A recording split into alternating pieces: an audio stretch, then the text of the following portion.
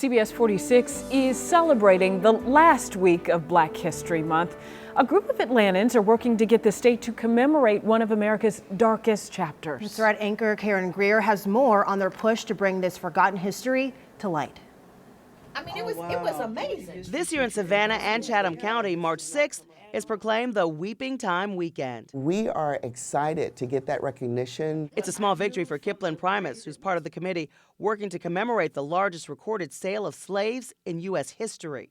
The committee has been pushing for several years to get a memorial built. We are really thinking that we're going to be able to build our, memorial that's a permanent commemoration. In 1859, more than 400 men, women, children, and babies were sold at the two-day auction at a racetrack in Savannah.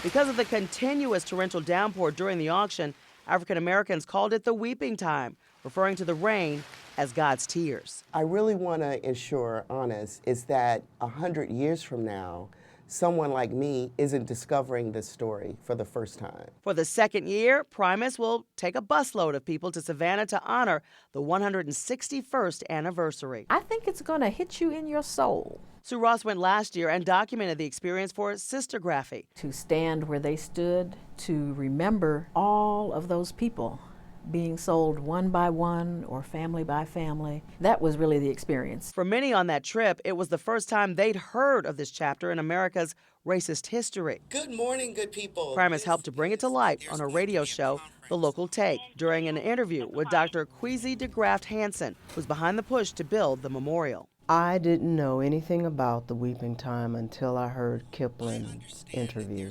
And I was really rather shocked about it because I grew up in Atlanta public school systems. That was not part of Georgia history. An elementary school has been built on that racetrack. For me, it gave me a sense of identity. Music teacher Akira Renee was so moved by the experience, she felt compelled to sing. But my hands were made strong To express what she was feeling, a connection to her ancestors. I just think about people whose families they know they came from, some Scottish island or whatever, and they can see pictures of their families or they have little artifacts or whatever from their grandparents. But, I don't have that type of thing, not from hundreds, 200 years ago.